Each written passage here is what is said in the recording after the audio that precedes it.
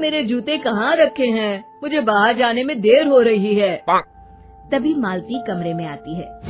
ये रहे आपकी जूते, मैं इन्हें साफ करने के लिए ले गई थी। अरे वाह, तुम कितनी समझदार हो, मेरे बिना कुछ कहे ही सारे काम कर देती हो। तभी मालती झिझकते हुए रमेश से कहती है, सुनिए जी, आपसे एक बात कहूँ, बुरा तो नहीं मानेंगे ना? अरे नहीं नहीं, बेफिक्र होकर कहो। शादी से पहले मैं अपने मायके में नौकरी करती थी। मैं चाहती हूँ कि अब मैं फिर से नौकरी करना शुरू कर दूँ। वैसे भी सारा दिन घर में बोर हो जाती हूँ। देखो मालती, तुम्हारे नौकरी करने से मुझे कोई एतराज नहीं है, लेकिन तुम्हें एक बात बता दूं, हमारे खानदान में आज तक कभी किसी औरत ने नौकरी नहीं की। फिर भी एक बार तुम माँ से पूछ कर देखो, अगर वो तुम्हें नौकरी करने की इजाजत दे देती है तो अच्छी बात है। रमेश वहाँ से चला जाता है। फिर उसी शाम मालती अपनी सास के पैर दबा रही होती है। तभी उसकी सास मालती से कहती है, अरे क्या बात है बहू, आज तो ठीक तरह से मेरे पैर नहीं दबा रही, किसी ख्याल में खोई पड़ी है क्या? मैं भी तो जानूं आखिर बात क्या है। अब दरअसल वो माँ जी। अरे हाँ हाँ बोलो, इतना सोच क्यों रही हो? माँ जी, अगर आप बुरा न माने तो मैं नौकरी करना चाहती हूँ। घर के काम करने के बाद मेरे पास काफी वक्त बच जाता है। मालती की ये बात सुनकर उसकी सास गुस्से में कहती है, अरे बहू, तेरी तबीयत तो ठीक है ना? आज ये कैसी बहकी बातें कर रही है?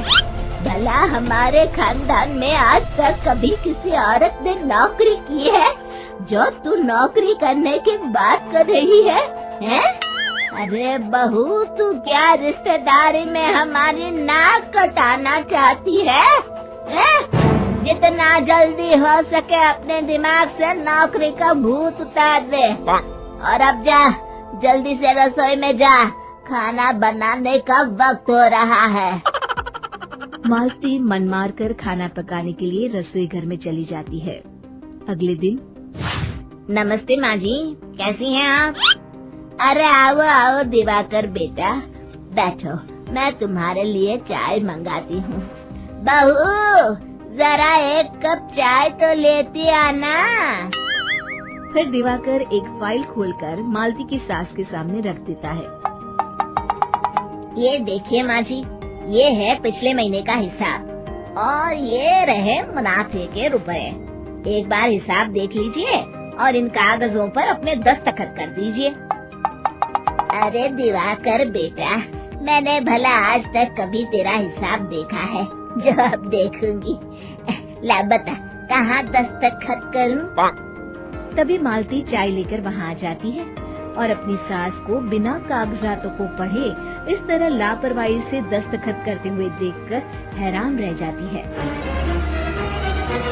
अच्छा माँ जी, अब मैं चलता हूँ, फैक्ट्री में बहुत काम है। फिर दिवाकर वहाँ से चला जाता है। कुछ दिनों बाद मालती बाजार में कुछ सामान खरीद रही होती है। तभी एक बूढ़ा आदमी उसे आवाज देता है, अरे मालती बेटी, कैसी हो? मुझे पहचाना?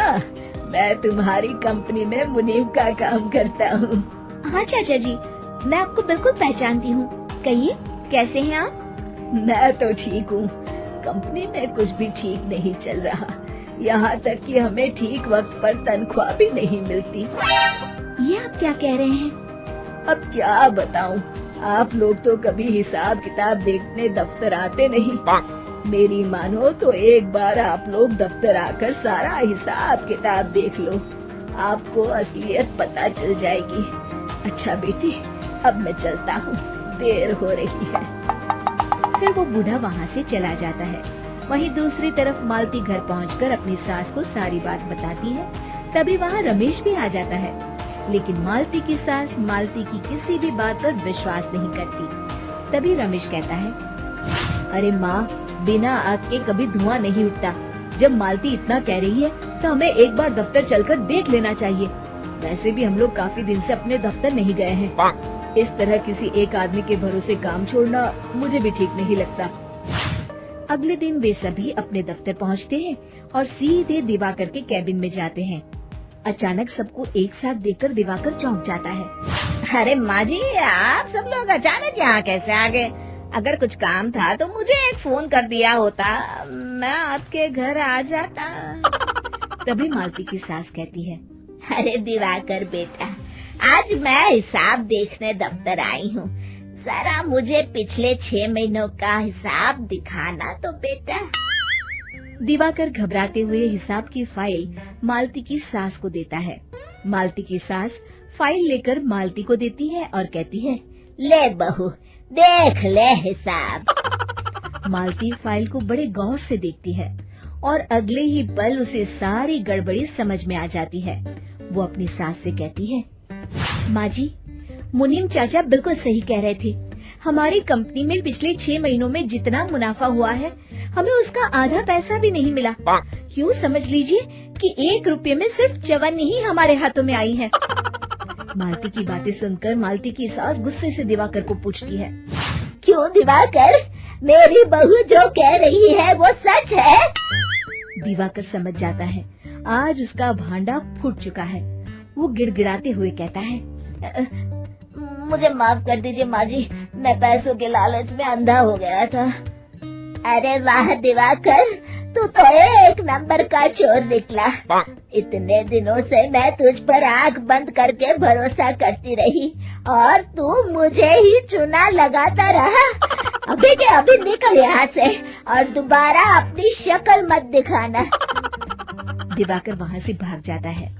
मालती की सास मालती को शाबाशी देते हुए कहती है, बहू, आज मैं समझ गई कि पढ़ाई लिखाई हमारी जिंदगी में कितनी जरूरी है। मैं बहुत किस्मत वाली हूँ जो मुझे तुझ जैसी बहू मिली है। शिक्षा, पढ़ाई लिखाई का इस्तेमाल सही जगह करके हम दुनिया में बहुत कुछ बदल सकते हैं।